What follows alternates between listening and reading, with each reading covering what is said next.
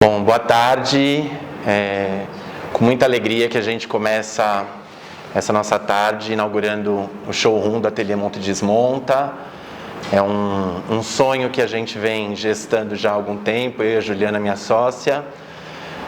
O ateliê surge dessa ideia, né? Eu sou uma pessoa que trabalha com formação de professores e por conta disso senti a necessidade de diálogo com materiais que poucas escolas tinham e que pouco fazia reverberação nas unidades.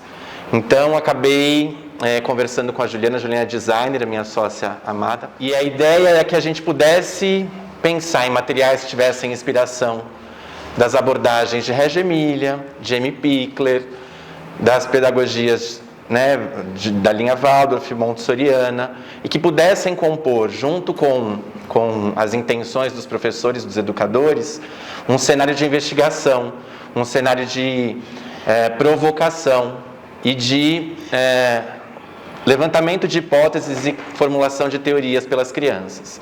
Então, o ateliê ele surge a partir desse momento para que a gente possa oferecer materiais para as escolas, que possam servir de coadjuvante para poder construir essa pedagogia protagonista, autônoma, tendo a criança como centro do processo. E por conta disso, a gente vem, o ateliê nasce em 2019, e aí veio a pandemia, tudo, e nós, Ju, sonhando e gestando um espaço para receber não só mantenedores, gestores, coordenadores, mas que aqui seja um espaço de formação de professores, de diálogo, de conversa, de troca de experiências, para que a gente possa qualificar ainda mais o trabalho nas escolas. Então, diante disso, eu convido a Cláudia, que é minha parceira de estudo, de trabalho, para vir conversar aqui conosco, que a gente possa fazer um bate-papo hoje sobre a ideia da construtividade na escola da infância, algo que vem se desenhando há muito tempo, com algumas inspirações aí externas, mas que é muito vivo no chão da escola, porque nasce das crianças, nasce da ideia das crianças, e aí a gente consegue, com um pouco mais de critérios, de intencionalidades, fazer uma documentação que vai dando visibilidade para esses processos e que, dessa forma, se tornando visível, a gente consiga dialogar com outros educadores. Então, a gente nasce, a ideia de trabalhar sobre a ideia da construtividade hoje, nasce um pouco dessa inspiração. Cláudia? Bom, meu nome é Cláudia, sou uma estudiosa da primeira infância, É o que eu gosto, eu digo, eu e o Jô, nós nunca nos apresentamos, nós somos formados em pedagogia, temos pós em psico e outras coisas mais. Eu sempre digo que nós somos estudiosos da infância, como alguns de vocês que estão aqui. E quando o Jô fala um pouquinho do trajeto dele, ele esqueceu de tocar um assunto que foi muito importante. Por onde nós começamos esses estudos? Em primeiro lugar, vou fazer uma pergunta para vocês. O que é construtividade dentro das escolas? O que nos remete? O que mais nós observamos? As crianças brincando, principalmente em EMEI, viu, gente? Quando se fala em jogos de construção. Bloquinhos. E como eles brincam com esses bloquinhos? No primeiro momento, eles até começam a construir algo, de tão limitado, porque na realidade a professora divide, dá um pouquinho aqui, um pouquinho ali, de repente eles encaixaram 5 peças, depois nós não temos mais nada para fazer com isso. Aí eles começam a dar novos valores, que é tchum. Eles começam a jogar um no outro, porque é prazeroso, gente. Porque corpo de criança requer movimento, não dá para separar. E aí a criança começa a jogar e de repente quando você entra numa sala, você vê um monte de blocos jogados, as crianças caindo, e a professora vai, pega a vassourinha, encosta tudo, vamos lá gente, vamos recolher. E isso nos incomodou demais nas nossas observações. Eu estava atuando diretamente, na escola, nós falamos, não, precisa ser diferente. Essa não é uma criança que nós pregamos no currículo.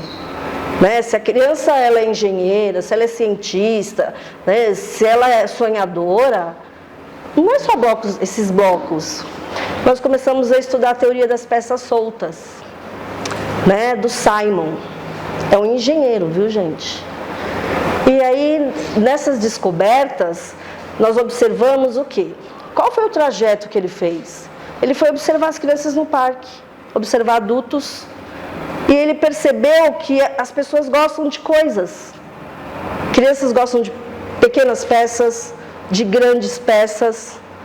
Pequenas peças traz grupos menores, grandes peças, grupos maiores. Ele começou a recolher objetos. E isso foi colocando esses objetos em praças, em teatros, qualquer lugar que as pessoas tivessem a oportunidade de brincar. E objetos diversos, né, Cláudia? Sim. Objetos de várias naturezas, de várias materialidades, objetos de diferentes áreas, objetos de refúgio, né? E isso vinha tudo para provocar o olhar do Simon, né? Observando as pessoas manipulando esses elementos. Materiais, ou seja, materiais que as crianças realmente tivessem a oportunidade de investigar. Após essa descoberta, nós falamos, bom, peraí, né? Então vamos tentar aqui também. E eu coordenava uma outra escola lá em Guaianazes e nós combinamos, olha, vamos levar esses materiais para dentro dessa escola, vamos ver como é que as crianças reagem. E aconteceu, né? Toda aquela maravilha. Aí nós falamos, realmente, nossa, eles são engenheiros, eles são arquitetos, porque eles começaram de um graveto, eles fizeram a união com as pedras e fizeram a união com a terra, com o barro, com a argila, e eles começaram a construir muitas coisas. Aí nós falamos, tá bom. Aí foi o segundo passo, vamos começar a selecionar esses materiais, né? Porque nós precisamos também dar uma ordem para esses materiais, não é só lá colocar uma caixa com um monte de gravetos, um monte de pedras e um monte de terras. Porque a estética também precisa seduzir, né? A estética é sedutora para a criança, como é para a gente, é para a criança também. Então nós começamos a selecionar objetos, né? Então tinha caixas da pedra, caixas de gravetos, caixas de areia, e essa diversidade de materiais muito ricos mesmo. E outra coisa que nós começamos a observar são as combinações, gente. Toda criança combina com a pedra.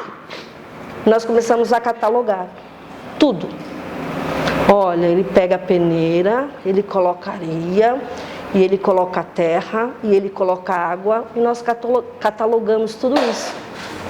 E lógico, posterior a isso, surgiram todas essas diversidades de materiais, essas riquezas, que nós fomos ampliando. Então nós começamos do mais simples, para mostrar que qualquer lugar a criança ela é capaz de investigar, tendo-se essa oportunidade, né?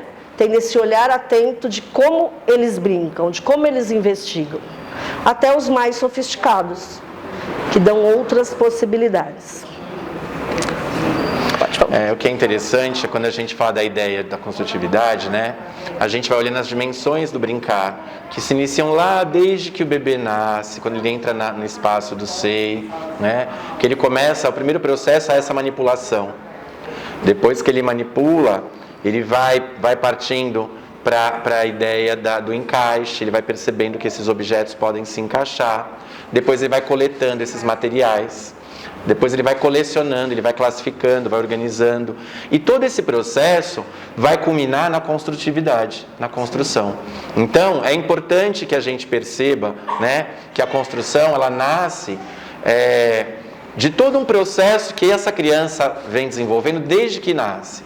Ela manipula esses objetos, depois ela quer combinar esses objetos, até ela chegar a colocar um em cima do outro, a colocar um do lado do outro, porque a construção não é só empilhar, também tem um outro elemento que é a composição, né? Então, quando a gente fala da construção, não é só colocar um bloquinho em cima do outro, não é só colocar um elemento em cima do outro e aquilo tomar uma proporção, mas é como ele vai organizando esse processo do pensamento, o processo motor e o processo relacional.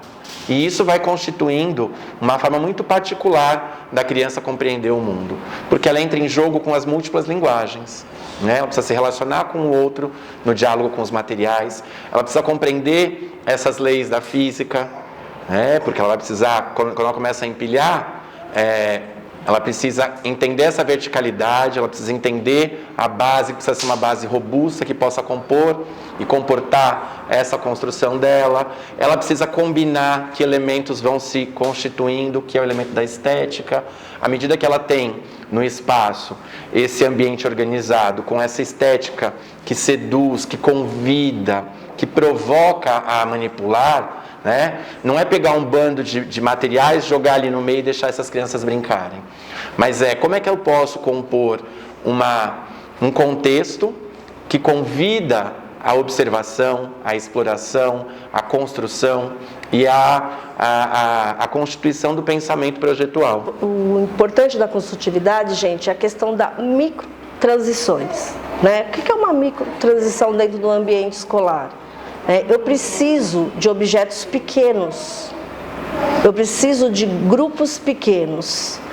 E quando eu começo aquela transição do micro para o macro, eu começo a colocar outros objetos. As crianças, gente, se vocês colocarem um micro aqui, um macro aqui, a criança cria o entre. O que é o entre? É o que eu pego daqui e o que eu pego dali. E eu digo que esse é o momento de maior descoberta para a criança, onde ela consegue ver, né, que aquele objeto maior não dá para ele empilhar, porque aquele outro que é a base, que é o menor, não comporta, não segura. Onde ele começa a aprender o versar, que nós falamos. O que é o versar? É transpor um objeto para o outro, utilizando demais recursos. Então, a construtividade, eu digo para o Jô, né, quando nós estamos numa observação de grupos, eu falo, Jô, observa os dedinhos dessas crianças. Observa a delicadeza, que é aquilo que passa desapercebido.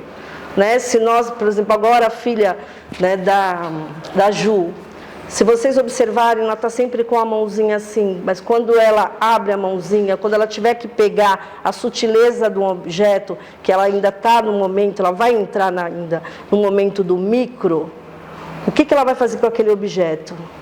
Que nós observamos, que ela acaba versando de uma mão, né? Esse movimento de pinça que nós chamamos, é um movimento de versar de uma mão para a outra, para a descoberta. Então a criança ela acaba descobrindo, através das mãozinhas, quais as ações dela causam nesses objetos. E essa ideia de pensar nessas ações, acho que é importante a gente considerar, né? A construtividade, a gente tem uma tendência a olhar para o produto final, mas e todo o meio disso, né? Quando a criança seleciona determinados objetos em detrimento a outros, quando, como a Cláudia trouxe, né, quando a gente faz essas observações, como ela vai organizando essa pega em relação a determinados materiais. Então, ela vai dimensionando materiais pesados, materiais leves, materiais mais frágeis, materiais mais brutos. Além de tudo isso, é importante a gente pensar quais ações essa criança faz. Ela seleciona, ela classifica, ela seria, ela pega, ela manipula, ela troca, ela empilha, ela desconstrói. E todas essas ações são elementos importantíssimos para que a gente possa construir no nosso olhar formas de perceber como essa criança atua. Então, a gente tem uma grande dificuldade, né, sobretudo agora nessa construção dos relatórios de aprendizagem, que é né, Nilce, uma grande dificuldade.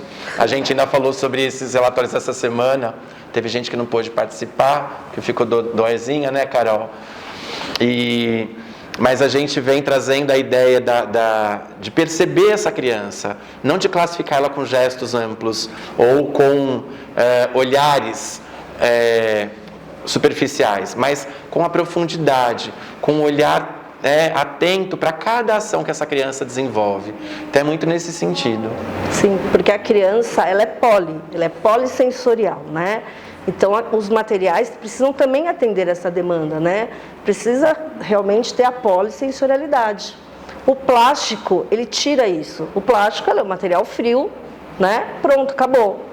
Agora, quando, por exemplo, você pega, tem aquele objeto lá, o transparente, a criança ela vai, ela sente, mas ela percebe também que se ela jogar, não quebra. Quebra, é mais sensível.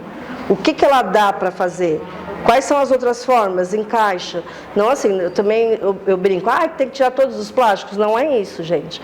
Nós não precisamos tirar todos os plásticos. Nós precisamos diminuir o primeiro por questão de meio ambiente. As crianças desenvolvem outros interesses, né? E por meio dessas propostas, elas começam a investigar os fenômenos do mundo. Eu tenho acompanhado a e-mail das meninas que chegaram agora, e a gente estava conversando uma vez, provocando uma das professoras, e a criança começou a construir rampas para testar as possibilidades que os materiais ofereciam, né? E para poder descortinar isso, a professora começou também a fazer uma pesquisa e compreender um pouco mais de física, né? Né, Eli? E quando a gente começou esse percurso formativo falando, né, a gente fez essa manipulação de materiais para poder compreender um pouco desse processo de construtividade. A hora que a gente começa a relacionar aquilo que as crianças fazem com as múltiplas linguagens ou com os campos de experiência, a gente começa a identificar ações, pesquisas, investigações que vão muito além do óbvio e vão muito além do simples. É muito elaborado, né? As crianças têm um pensamento elaborado. E quando a gente compreende isso, a gente cria um cenário, um chão, para que elas possam colocar em jogo, de fato, esse pensamento, essas teorias, essas investigações. Foi muito interessante, porque quando nós começamos o processo formativo lá no quintal do Zaca, nós montamos contextos, como se realmente fossem para as crianças. Então, colocamos todas as possibilidades de materiais e antes nós fizemos um levantamento prévio com elas, né? O que dá para fazer? Dá para encaixar. Dá para, né? Vamos fazer pareamento. Nós falamos, tudo bem. Aí depois nós pedimos para elas investigarem. E elas começaram... Desculpa só um pouquinho, Cláudio, porque vem sempre o que a gente chama dessa linguagem do conteúdo, né? Sempre olham para o material pensando num conteúdo que pode ser oferecido para a criança. Né? Sempre pensando no conceitual, né? Esquecendo que educação infantil não é conceitual, ela é procedimental e atitudinal. Então são essas duas coisas que nós vamos trabalhar. Conceitual deixa lá na frente. Eles não precisam. E a educação infantil, infelizmente, ainda nós encontramos objetivos que a criança ela comece, né, a construir, a empilhar. Né? E você fala, meu Deus, mas tudo bem. E nessa nossa proposta de investigação com as professoras, elas foram colocando, nós construímos um mapa mental, eu acho que tem aí, não tem, Jô? Não é somente colocar os materiais. Aí tem as variedades, tem a polissensorialidade e, ao mesmo tempo, tem o que eu digo, né, que é o maravilhar-se, né? Poxa, que bacana, quantas possibilidades. Para a criança, tudo isso é muito lindo, né? Mas para o adulto que não vive tudo isso, é mais lá, bacana, uma arquitetura. E aí são as professoras em ação, né? Aquele processo de investigar, de pesquisar, de testar possibilidades e de levantar ações possíveis com esses elementos. Esse cuidado de não apresentar tudo ao mesmo tempo para as crianças também, né, gente? A gente tem que tomar muito cuidado, porque a criança ela precisa descobrir as propriedades.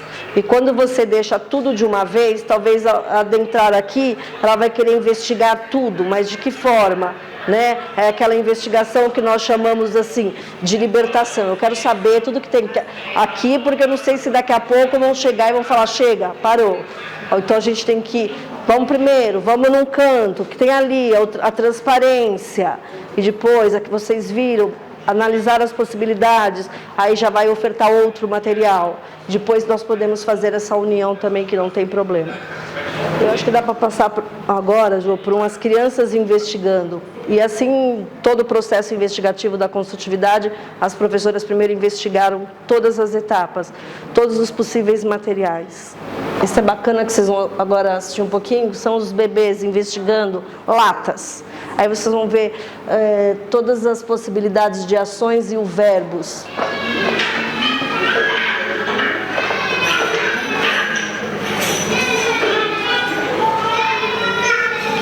Aí vocês vão ver os verbos de ações, né? O escolher.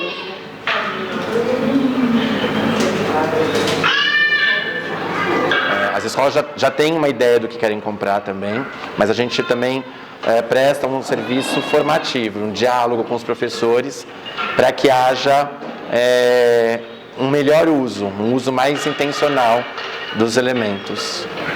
A construção, a ideia do ateliê, a gente foi depois, aos poucos, nesse processo, a gente foi construindo esse mapa mental, essa teia de relações entre os saberes, a ideia das microconstruções, das macroconstruções, a ideia dessas proporções, a diferença entre materiais artificiais, naturais, a combinação de materiais, experiências físicas sobre a propriedade, a ideia de mesa de luz, a mesa de espelho. Então a gente tem aí essas ilhas de exploração que vão sendo compostas por meio da observação. Os educadores vão observando como essas crianças estão manipulando esses materiais e aí vão agregando a esses materiais outros elementos que possam ajudar a ampliar os olhares, ampliar as possibilidades deles fazerem combinações, fazerem construções, fazerem descobertas. E por muitas vezes há a inserção de elementos que não conversam em nada com aqueles materiais, exatamente para provocar o pensamento.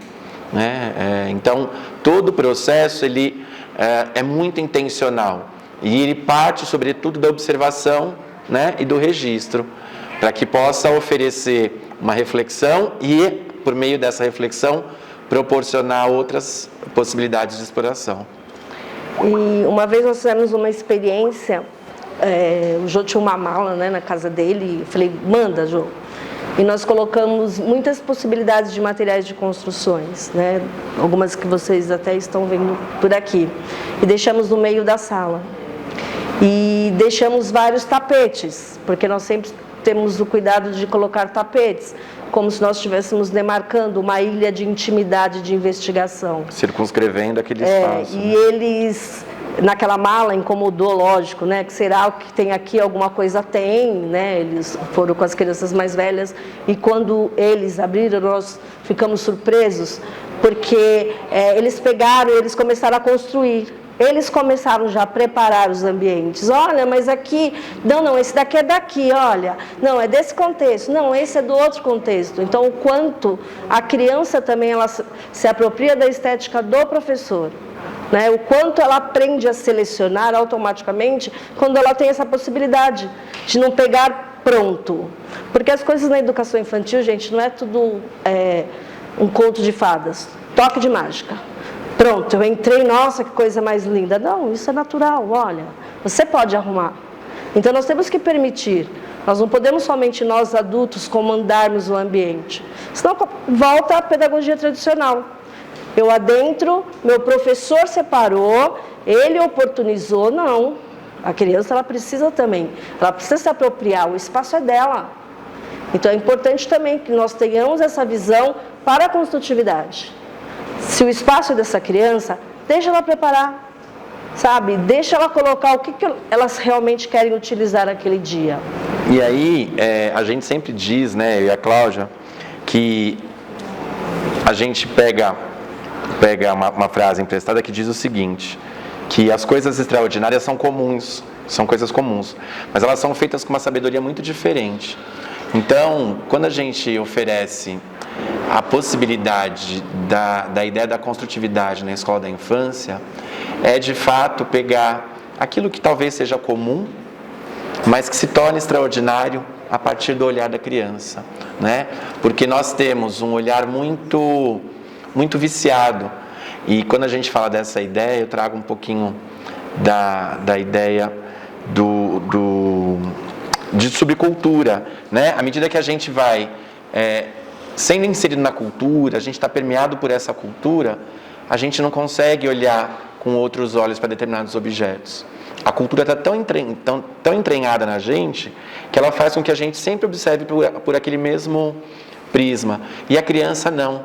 Ela vem com um olhar mais limpo, vem com um olhar mais livre, vem com um olhar menos carregado de imposições sociais. Então ela tem a possibilidade de olhar para os elementos e imaginar, e criar, né? E buscar e dar diferentes significados para aquilo que nós adultos acabamos colocando sempre num rótulozinho, né, Cláudia? E aí eu deixo um questionamento, né? Qual é o capital cultural do brincar que nós estamos deixando para as nossas crianças? O que nós estamos ofertando? Isso é um capital cultural? Oferecer qualquer coisa, nós podemos dizer que é capital cultural? Se a escola é produtora de cultura, então o primeiro questionamento é: o que eu oferto precisa produzir capital cultural. Se não dá para produzir capital cultural, é porque não é ainda para as nossas escolas da infância. A escola como esse espaço, né, como vocês viram lá no grande mapa que nós fizemos, a escola como um grande ateliê de investigação, porque é esse processo que vai fazer com que a criança possa construir essas relações de pensar e agir, né, por meio da sua vontade, das suas ações e dessa oferta ampla de elementos, de materiais. Quando a Cláudia cita a teoria das peças soltas, é exatamente a gente pensar de que maneira que todos esses materiais que estão no mundo, né, que a gente chama de não estruturados ou não convencionais, né, não são brinquedos convencionais, como eles podem compor um acervo de investigação das crianças. Mas antes disso, como ele pode ser construído, né, esse acervo pode ser construído por meio do olhar do professor, olhando para o material e elencando quantas possibilidades esse material oferece. E, além disso, na hora que ele oferta para a criança, o quanto essa criança também traz outras possibilidades que talvez ele não tenha visto. E a gente acaba criando um dicionário, né, que a gente chama um livro de possibilidades, né?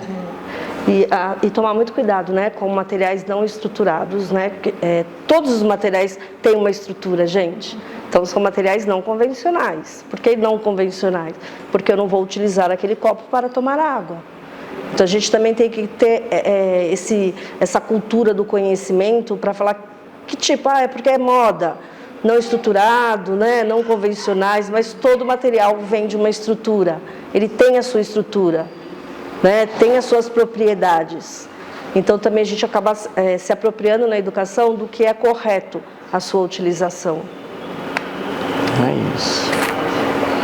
Queria agradecer essa escuta de vocês, porque a gente, né, preparou com muito carinho para poder dialogar com vocês, educadores, educadoras, né, porque a ideia, como eu disse para vocês no início, do Ateliê Monta e Desmonta, não é só venda de material. A gente vende, na verdade, todas as ideias que compõem essa estrutura de material, essas possibilidades que o material oferece. Então, o nosso trabalho, ele é muito mais formativo do que de consumo, no sentido de venda mesmo, né? É óbvio que a venda faz parte, mas mais do que vender, a gente tem conceitos por trás dele, tem muito estudo, né, Cláudia? A gente se debruça, a gente viaja, a gente se provoca, sim, a gente briga, né? Como? Porque a ideia é que a gente possa, de fato, oferecer para as crianças o melhor possível, de qualquer escola, seja pública, seja privada, né? E a gente sabe que hoje, com a ideia dessas crianças cada vez mais tecnológicas, trazer essas crianças para essa manipulação, para perceber a sutileza da articulação das mãos, dos dedos, né? Do pensamento, da relação que se estabelece e trava com o parceiro, dialogando, intermediando, criando possibilidades, é fundamental. Então, acho que é muito nesse sentido que a gente pensa e traz esse diálogo para vocês. E a gente busca, de fato, né, como a Cláudia trouxe, a gente vem estudando há muito tempo, né, e nós somos, de fato, esses pesquisadores da infância, porque a gente observa para essa infância atuante e ver quantas possibilidades surgem no quintal da escola, no quintal de casa, ou dessas crianças atuando com os seus fazeres. As crianças têm os seus próprios fazeres. Então, a ideia de provocar, de olhar, parte muito desse chão que eu e a Cláudia pisamos, né, e que vem trazendo para a gente construir esse percurso formativo. A gente teve o prazer de dialogar, a gente tem o prazer de dialogar, né, lá na escola. Estou fazendo a formação com a EMEI. Carol também já foi uma grande interlocutora minha no percurso formativo 2011. E acho que as meninas do Habilitar, logo a gente vai ter essa possibilidade de construir esse percurso também com o grupo. O pessoal da Nilce também. Acho que é nesse chão que a gente pisa, né? Do diálogo com educadores, de revelar as potências infantis, de revelar os olhares e de trazer à tona essa concepção de criança, de infância, de educação e de sujeito, né, Cláudia? Sim. Muito obrigado, gente. Obrigado mesmo.